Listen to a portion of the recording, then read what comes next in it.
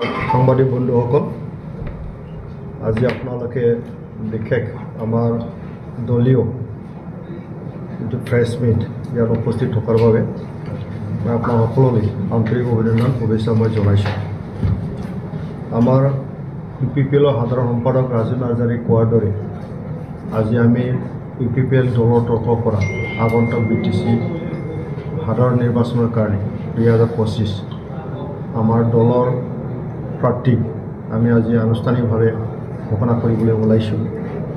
আৰু আমি BTC বাকী ৰাইজেই জানে যে 2020 চনত প্ৰমোদ বড়ো ডাঙৰীয়া শপত লৈছিলে আৰু প্ৰমোদ বড়ো ডাঙৰীয়াৰ নেতৃত্বত BTCখন শান্তি সম্প্ৰীতি উন্নয়ন শ্লোগানেৰে কাম কৰি আছে।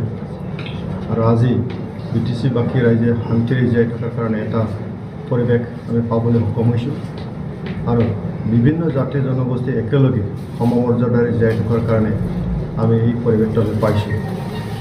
BTC 35 লাখ জনসাধাৰণ আছে আৰু BTC 26টা জনগোষ্ঠী আছে। আমাৰ প্ৰমোদ বড়ো ডাঙৰীয়াৰ নেতৃত্বত 5টা বছৰত এটা সম্পূৰ্ণ 5টা হ'বলৈ আৰু কেইটামান আছে।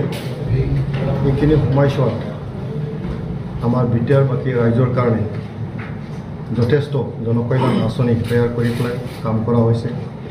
চেণ্ট্ৰেল ষ্টেট যিমান আমাৰ ৰাষ্ট্ৰীয় আঁচনি আছে আঁচনিবিলাক ভালকৈ ৰূপায়ণ কৰা হৈছে আৰু BTC বাকী ৰাইজক এটা পৰিৱেশ তৈয়াৰ কৰি দিয়া হ'ল যে সকলো জাতি জনগোষ্ঠী একেলগে বসবাস কৰাৰ কাৰণে এটা পৰিৱেশ দিয়া হ'ল।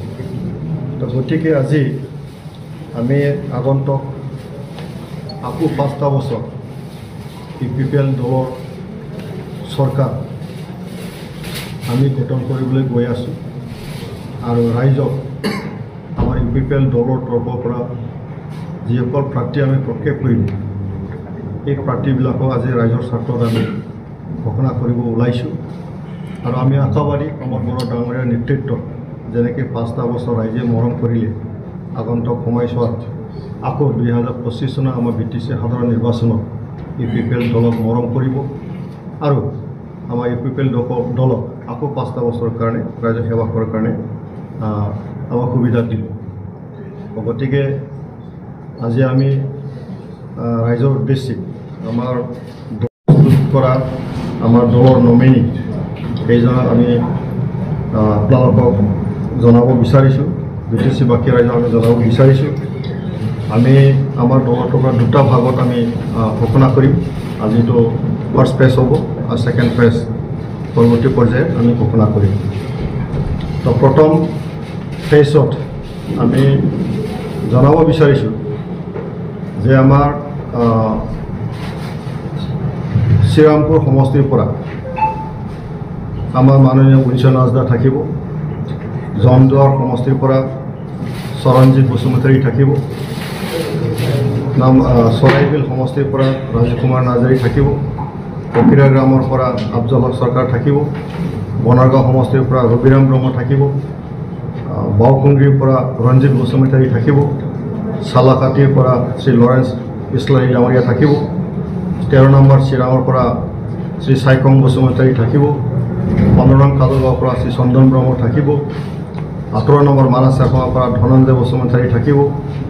22 নং শুক্লাবাৰী সমষ্টিৰ পৰা শ্ৰী মণ্টু বড়ো ডাঙৰীয়া থাকিব। 26 নং মচলপুৰ পৰা শ্ৰী ৰাকেশ ব্ৰহ্ম ডাঙৰীয়া থাকিব। 25 নং বাগানপাৰা সমষ্টিৰ পৰা শ্ৰী কাতিৰাম বড়ো ডাঙৰীয়া থাকিব। 26 নং দাৰাংগাজুলি সমষ্টিৰ পৰা শ্ৰী জলেন দৈমাৰী ডাঙৰীয়া থাকিব।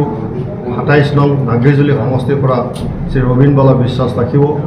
29 নং শুক্লাই চাকমাৰ পৰা শ্ৰী প্ৰদীপ নাৰ্জাৰী থাকিব। 37 নং ধনশ্ৰী সমষ্টিৰ পৰা ৰজুগৰা মছাৰী থাকিব আৰু 40 নং ৰৌতা সমষ্টিৰ পৰা ডক্টৰ নেহৰু চৌধুৰী ডাঙৰীয়া থাকিব। আজি ফাৰ্ষ্ট ফেজত আমি 18জন ব্যক্তিক ঘোষণা কৰিছোঁ আৰু তেখেতসকলক ৰাইজৰ ওচৰত আজি আমি ঘোষণা কৰিছোঁ আৰু আমি আশাবাদী আমাৰ সভাপতি মহোদয়ে কৈছে আমি 40টা সমষ্টিত আমাৰ প্ৰাৰ্থীৰ প্ৰক্ষেপ আমি কৰিম আৰু আমাৰ UPPL দলে সুকীয়াকৈ একক সংখ্যাগৰিষ্ঠতা লাভ কৰি পেলাই আমি চৰকাৰ গঠন কৰিম আৰু এইটো আত্মবিশ্বাসেৰে আমি কাম কৰি আছোঁ। ৰাইজে আমাক মৰম কৰিব ৰাইজৰ স্বাৰ্থত আমি কাম কৰি আছোঁ। গতিকে অহা 5টা বছৰত ৰাইজৰ মৰম বিচাৰি আজি আমি প্ৰথম পৰ্যায়ত 18জন ব্যক্তি আমি প্ৰক্ষেপ কৰিম।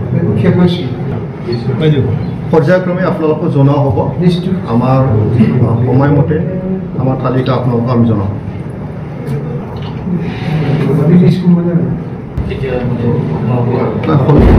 আজি আমি 18খন দিয়া হ'ল। বাকী যিখিনি আছে আমি পৰ্যায়ক্ৰমে আপোনালোকক জনোৱা হ'ব।